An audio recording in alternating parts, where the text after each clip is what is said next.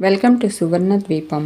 ఈ వీడియోలో మీకు నేను ఒక ఇంట్రెస్టింగ్ స్టోరీని షేర్ చేస్తున్నాను. ధీరజ్ అర్చనకు ఫోన్ చేసి, హలో అమ్మా, సిరికి నాకు ఐఏఎస్ ట్రైనింగ్ పూర్తయింది, రేపే ఇంటికి బయలుదేరుతున్నాం అంటాడు.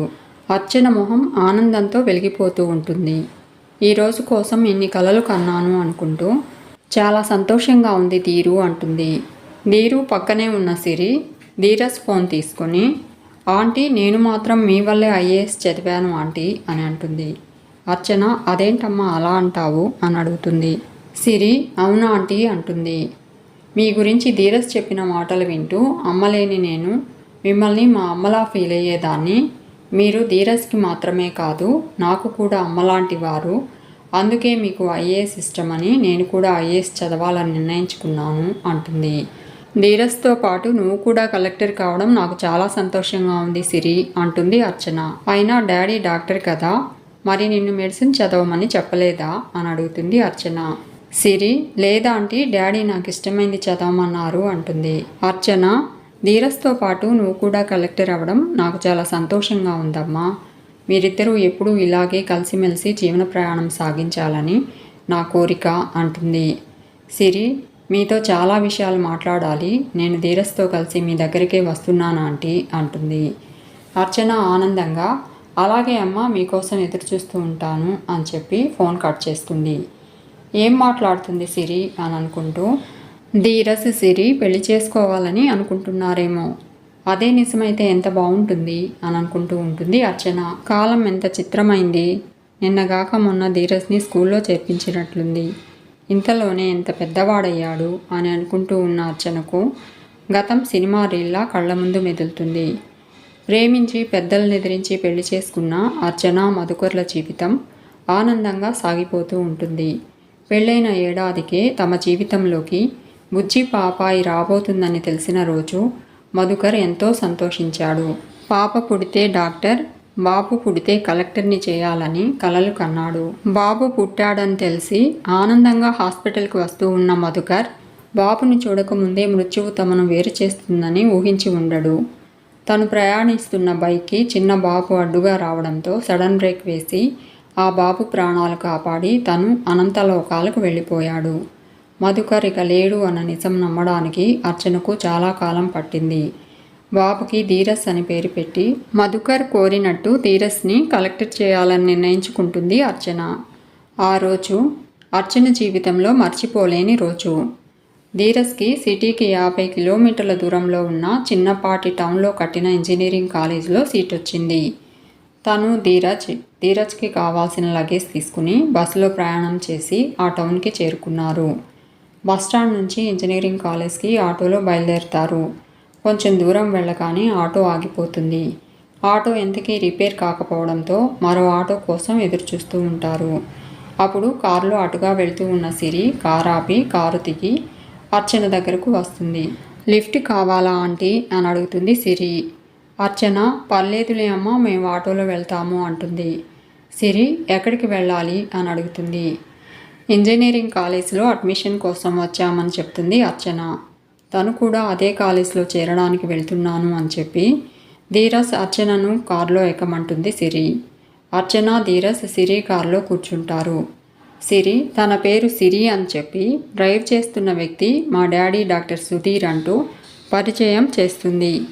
ధీరజ్ సిరి కాలేజ్లో అడ్మిషన్ ప్రక్రియ పూర్తి చేసుకుని కాలేజ్ హాస్టల్లో చేరతారు.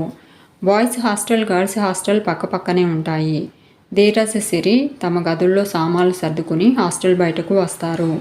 అర్చన, ధీరజ్, సిరి, సుధీర్ నలుగురు కాలేజ్ క్యాంటీన్లో లంచ్ చేస్తారు. సిరి, మీరుండేది ఎక్కడ ఆంటీ అని అర్చనను అడుగుతుంది. అర్చన, శ్రీనగర్ కాలనీ అంటుంది. సిరి, మా ఇల్లు కూడా అక్కడే అని చెప్పి సుధీర్తో, డాడీ ఆంటీని వాళ్ళ ఇంటి దగ్గర డ్రాప్ చేసి వెళ్ళండి అంటుంది. అర్చన, మీకంత శ్రమ ఎందుకమ్మా, నేను బస్సులో వెళ్ళిపోతాను అంటుంది. అంతవరకు పెద్దగా మాట్లాడను సుధీర్.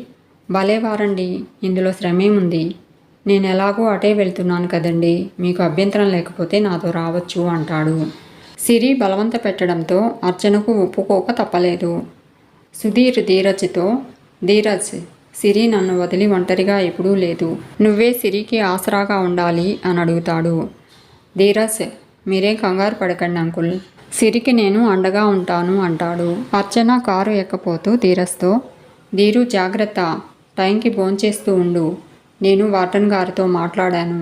హాస్టల్ అలవాటు అయ్యేంత వరకు ప్రతి శనివారం ఇంటికి వచ్చేందుకు పర్మిషన్ ఇచ్చారు. శనివారం కాలేజ్ అయిపోగానే ఇంటికి వచ్చేయి, తిరిగి ఆదివారం సాయంత్రం వెళ్ళొచ్చు అంటుంది. సుధీర్, మీరు ధీరస్ గురించి దిగులు పడకండి. నేను శనివారం సాయంత్రం సిరి కోసం వస్తాను. సిరితో పాటు ధీరస్ని కూడా తీసుకొస్తాను. తిరిగి ఇద్దరిని సోమవారం ఉదయం డ్రాప్ చేస్తాను అంటాడు. అర్చన, చాలా థ్యాంక్స్ అండి, మీ మేలు మర్చిపోలేను అంటుంది. సుధీర్ కార్ డ్రైవ్ చేస్తూ, ధీరస్ నాన్నగారు ఊళ్ళో లేరా, రాలేదు అని అడుగుతాడు. అర్చన, ఆయన లేరండి, ధీరస్ పుట్టినప్పుడు యాక్సిడెంట్ జరిగి ధీరస్ని చూడకుండానే ఆయన వెళ్ళిపోయారు అంటుంది. సుధీర్, సారీ అండి అంటాడు. మీ వ్యక్తిగత విషయాలు అడిగి మిమ్మల్ని బాధ పెట్టాను, క్షమించండి అంటాడు. టాపిక్ డైవర్ట్ చేస్తూ, మీరు జాబ్ చేస్తున్నారా అని అడుగుతాడు. అర్చన, అవునండి, ఫిజిక్స్ లెక్చరర్గా జాబ్ చేస్తున్నాను అంటుంది. సుధీర్ తన గురించి అర్చనకు చెప్తాడు. తను న్యూరాలజిస్ట్గా పనిచేస్తున్నాను అని చెప్పి తనకు సిరి ఒక్కతే కూతురు అంటాడు. సిరికి 2 ఏళ్ల వయసు ఉన్నప్పుడు తన భార్య క్యాన్సర్తో చనిపోయింది అని చెప్పి అప్పటి నుంచి సిరి నా సర్వస్వం అయిపోయింది. ఒక రకంగా మన ఇద్దరి జీవితాలు ఒకేలా సాగుతున్నట్టున్నాయి అంటూ వాతావరణం తేలిక చేస్తూ నవ్వేస్తాడు సుధీర్. అర్చన, సుధీర్ ఇద్దరు ధీరస్ సిరిల కబుర్లు చెప్పుకుంటూ సిటీకి చేరుకుంటారు. సుధీర్ అర్చనను ఇంటి దగ్గర డ్రాప్ చేసి వెళ్ళిపోతాడు. ఈ విధంగా పరిచయమైన ఆ 2 కుటుంబాల మధ్య విడదీయలేని అనుబంధం ఏర్పడుతుంది. తరచూ ఒకరింటికి ఒకరు భోజనాలకు రావడం, ఏ శుభకార్యమైనా ఇరు కుటుంబాలు కలిసి జరుపుకోవడం, సెలవులలో కొన్ని రోజులు సిరి అర్చన ఇంట్లో ఉండడం అలవాటుగా మారుతుంది. సెలవులలో టూర్లు వెళ్ళేటప్పుడు సిరి ధీరస్ అర్చనలను కూడా పట్టుపట్టి తమతో తీసుకెళ్లేది. అలా సుధీర్, సిరి, అర్చన, ధీరస్ ఎక్కడికి వెళ్ళినా నలుగురు కలిసి వెళ్ళేవారు. అలా క్రమంగా ఇంజనీరింగ్ పూర్తి చేసి ధీరస్, సిరి సివిల్స్ కోచింగ్ తీసుకుంటారు. ఇద్దరూ కష్టపడి చదివి సివిల్స్లో ఐఏఎస్కి సెలెక్ట్ అవుతారు. ఐఏఎస్ ట్రైనింగ్ పూర్తి చేసుకున్న సిరి, ధీరస్ రేపు ఇంటికి రాబోతున్నారు. ఆహ్లాదకరమైన గతం గుర్తు చేసుకుంటూ అర్చన మనసు ఆనంద డోలికల్లో తేలిపోతుంది. ఇక ధీరస్ పెళ్లి కూడా చేస్తే తన మరో బాధ్యత కూడా తీరిపోతుంది అని అనుకుంటూ సిరి సుందర రూపం గుర్తు చేసుకుంటుంది అర్చన. సిరి, ధీరస్ ఈడు చూడు బాగుంటారు. ఇద్దరూ సఖ్యంగా కలిసిమెలిసి ఉంటారు. ఇద్దరూ ఒకరినొకరు అర్థం చేసుకున్నారు. సిరి చలాకీగా ఇంట్లో తిరుగుతూ ఉంటే ఇంటికే కళగా ఉంటుంది. వాళ్ళిద్దరూ ఒకటైతే వాళ్ళిద్దరి జీవితాలు ఎలాంటి ఒడిదుడుకులు లేకుండా ఆనందంగా సాగిపోతాయి. ఎలా అయినా వాళ్ళిద్దరినీ ఒకటి చెయ్యాలి, సిరి, ధీరస్ల పెళ్లిని సుధీర్ గారు కూడా ఒప్పుకుంటారు అని అనుకుంటూ ఉంటుంది అర్చన. ఇక ధీరస్తో కలిసి సిరి అర్చన దగ్గరకు వస్తుంది. ధీరస్ సిరిలను చూసిన అర్చన చాలా సంతోషిస్తుంది. డాడీ దగ్గరకు వెళ్ళలేదా సిరి అని అడుగుతుంది అర్చన. డాడీని కలిసే ఇక్కడికి వచ్చామా ఆంటీ అంటుంది సిరి. ఖచ్చితంగా సిరి, ధీరస్ల పెళ్లి విషయం మాట్లాడడానికే సుధీర్ గారిని కలిసి ఉంటారు అని అనుకుంటుంది అర్చన. అర్చన ధీరస్, సిరిలకు కాఫీ ఇచ్చి, ఇప్పుడు చెప్పు సిరి, ఏంటి విషయం అని అడుగుతుంది. సిరి ధీరస్ని చెప్పమని సైగ చేస్తుంది. ధీరస్ అర్చనతో, అమ్మా, నేను సిరి చాలా కాలం నుంచి ఒక విషయం ఆలోచిస్తున్నామమ్మా. ఈ విషయం గురించి నీతో మాట్లాడే ధైర్యం చాలక ఎప్పటికప్పుడు వాయిదా వేస్తూ వచ్చాము. ఈరోజు ఎలా అయినా నీకు చెప్పాలని డిసైడ్ అయ్యామమ్మా అంటాడు. అర్చన, విషయం ఏంటో ముందు చెప్పండి అని అంటుంది. ధీరస్, అమ్మా, నేను సిరి చాలా కాలం నుంచి ఈ విషయం గురించి ఆలోచిస్తూ ఇలా జరిగితే బాగుంటుందని ఎన్నోసార్లు అనుకున్నాము. ప్లీజ్ అమ్మా, దయచేసి మమ్మల్ని తప్పుగా అనుకోకు.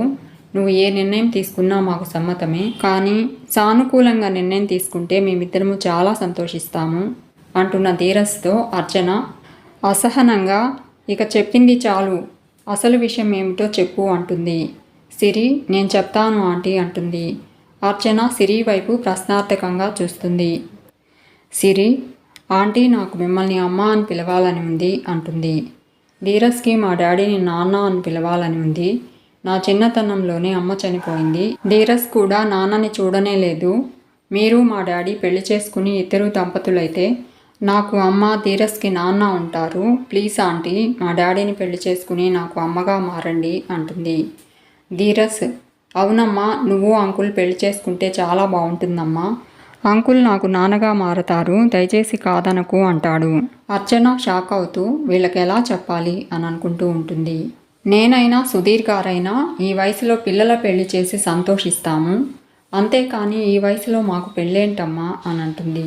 అర్చన, అది కాదు ధీరు, మనం సమాజంలో బ్రతుకుతున్నాము, పెళ్ళిడికి వచ్చిన పిల్లల పెళ్లి గురించి ఆలోచించకుండా ఈ వయసులో మేము పెళ్లి చేసుకుంటే సమాజం ఏమనుకుంటుంది, వీళ్ళకి ఇప్పుడు పెళ్ళి అవసరమా అని నలుగురు నాలుగు రకాలుగా అనుకుంటారు.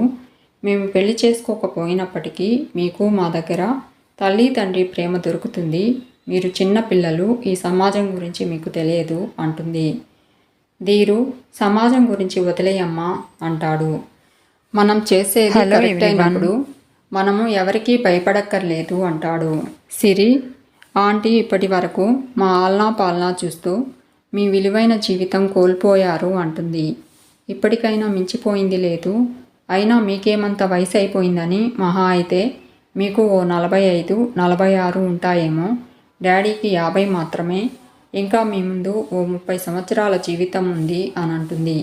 ఇకనైనా మా కోసం కాకుండా మీకోసం జీవించండి, మీరు ఒకరికొకరు తోడు నీడగా ఆనందంగా జీవిస్తూ ఉంటే నాకు ధీరస్కి అంతకన్నా సంతోషం ఏముంటుంది, ప్లీజ్ ఆంటీ ఒకసారి ఆలోచించండి అని అంటుంది సిరి. రేపు నాకు పెళ్ళైతే ఒక అమ్మా నాన్న నాకంటూ పుట్టిల్లు ఉంటుంది, కాదనకండి ఆంటీ అంటుంది సిరి. ధీరస్, అమ్మా మేము మా ఉద్యోగం కోసం ఇంటికి దూరంగా ఎక్కువ కాలం ఉండాల్సి ఉంటుంది, అలాంటప్పుడు మీరు పెళ్లి చేసుకుంటే అంకుల్ నీకు తోడుగా ఉంటారు, నాకు నీ గురించి టెన్షన్ ఉండదు, మీ ఇద్దరి భావాలు ఒకేలా ఉంటాయి, మీకిద్దరికీ ఎలాంటి మనస్పర్ధలు రావమ్మా, ఆలోచించమ్మా అంటాడు. అర్చన, సిరితో సుధీర్ తమ ఇంటికి వచ్చినప్పుడు చూసిన ఇరుగు పొరుగు తనను డబుల్ మీనింగ్ మాటలతో వేధించడం గుర్తు చేసుకుంటుంది. నేనొక్కదాన్ని ఒప్పుకుంటే సరిపోతుందా సిరి, నాన్నగారు కూడా ఒప్పుకోవాలి కదా అంటుంది అర్చన. సిరి, డాడీ ఎప్పుడో ఒప్పుకున్నారా ఆంటీ, కానీ ఈ విషయం గురించి మీతో డాడీ మాట్లాడతారని అనుకున్నాను, కానీ డాడీ వల్ల కాదని అర్థమయ్యి నేను ధీరస్తో మాట్లాడాను, ధీరస్ కూడా మంచి ఆలోచన అన్నాడు, కానీ మిమ్మల్ని అడగాలంటే భయం వేసింది, ఇక తప్పదని అడిగేస్తున్నాము, ప్లీజ్ ఆంటీ మీరు ఒప్పుకుంటే చాలు, నేను కూడా మీ కూతుర్నైపోతాను, నేను ధీరస్ మీరు డాడీ ఒక ఫ్యామిలీ అయిపోతాము అని అంటుంది సిరి. సిరి మాటలకు అప్రయత్నంగా తలూపుతుంది అర్చన. సిరి, ధీరు అమ్మ ఒప్పుకుంది అని సంతోషంగా అరుస్తుంది. అమ్మ నిజమా అంటూ అర్చన దగ్గరకు వస్తాడు ధీరస్. అర్చన ధీరస్ని సిరిని దగ్గరకు తీసుకుని ఇద్దరికీ నుదుటన ముద్దు పెడుతుంది. సిరి థ్యాంక్ యూ అమ్మ అంటూ సుధీర్కి ఫోన్ చేస్తుంది. కంగ్రాట్స్ డాడీ, అమ్మ ఒప్పుకుంది అంటుంది. నువ్వు మధ్యాహ్నం ఇక్కడికి వచ్చి అన్ని విషయాలు అమ్మతో మాట్లాడు అని చెప్తుంది. సుధీర్ సిరి ఆనందానికి ముగ్ధుడవుతూ అలాగే తల్లి అంటాడు. సిరి ఫోన్ కట్ చేసి డాడీ మధ్యాహ్నం వస్తున్నారమ్మా, మీరు డాడీ మాట్లాడుకోండి అంటుంది.